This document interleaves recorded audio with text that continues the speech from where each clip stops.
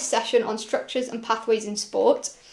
Firstly, we're going to look at kind of key elements in terms of how sport's developed. We're going to focus on the different kind of agencies and development processes within sport and where they sit together.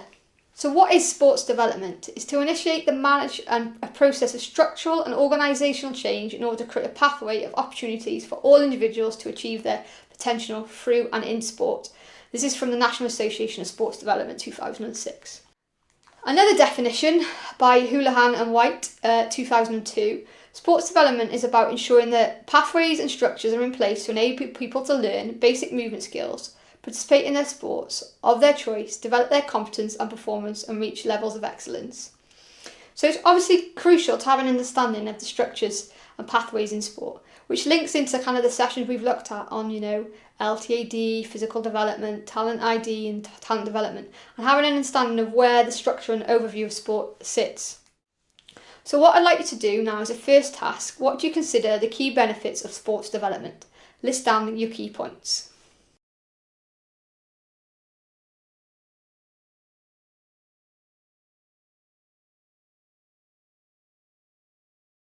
Sports development benefits. Sports development helps to increase the levels of participation within a community, increase opportunities for participation in sport, maximise the use of existing sport facilities, improve the number and level of coaching, teaching expertise through sport and specific education programmes, develop and increase the number of clubs in communities, implement and promote competitive structures in the area and link these structures to national recognised programmes, and develop pathways in sport to encourage promising young people to pursue their dreams.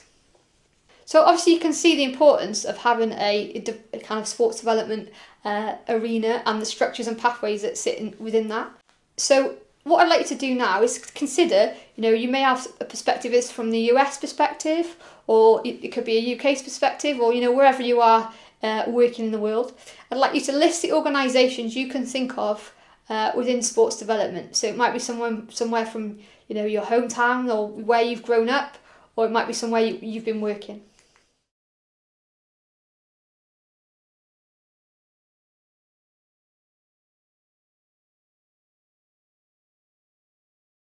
So the types of organisations you may have come up with, it could be the national government, it could be a local government or an area that you're working in or a province. It could be a professional body, it could be national governing bodies, youth sport trust, sports academies, sports councils, professional clubs, universities, local clubs, leisure facilities, schools, police, charities, and skill sector. So here's some of just the examples I've managed to come up with. You may have some additional ones that you've come up with for yourselves. We're now going to look at the stages within sports development, which kind of links into kind of some of the stuff we've looked at in terms of kind of movement development. So in this foundation stage, young people or young children are waking up for the interest and enthusiasm, discovering and understanding sport. So education and skills and developing that physical literacy. The next stage is participation, so that targets those who have an interest in sport and encourages them to take part. The third stage is the performance stage. It's aimed at supporting participants within a particular sports sphere, more emphasis on the way that sport is delivered, so this is looking at club development, coaching and competition. And then finally you've got the excellence stage. This is aimed at supporting performers by giving them every opportunity to achieve their best, both nationally and internationally.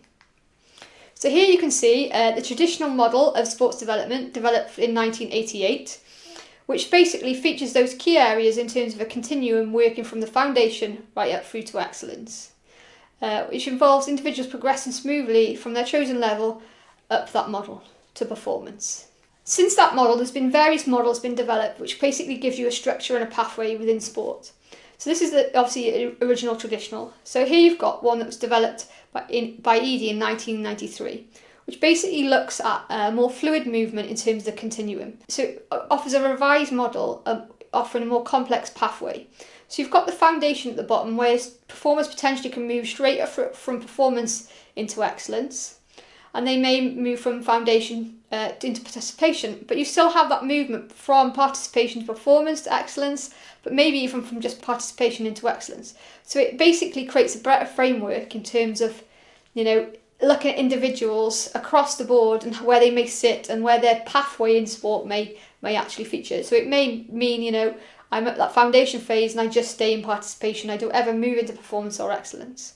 But also, as you can see from the arrows, there's movement up and down. So I may, start off it, and make all my way to excellence and then come back down to a performance or even participationary route. The third model, which was developed by Cook in 1996, again, is very similar to the model we just looked at. It features that foundation and kind of introductory stage and the movement of back and forth between recreation to performance. And then obviously you can see the performance has tiers. So not just to kind of that excellence, it's got that elite and that kind of gold level. So they've created a tiered level in the performance or excellence element of that model. All of the models looked at are basically featuring the same things. We start somewhere, we progress, and this is where we move to. And they're all linked to a kind of continuum. I think the latter two models are kind of allow more kind of the movement from one to the next, where obviously the traditional model, that pyramid is just up. And obviously then you come back down. So looking at the pyramid model, examples would be, the foundation stuff would be, PE and recreational sport. Participation would be, sports clubs, leisure facilities and so forth. Performance could be a local or regional coaching or training competitions, clubs and inter-club leagues. And the elite level would be then the Olympic, Paralympic, Commonwealth Games, World Championships, European Championship, international competitions.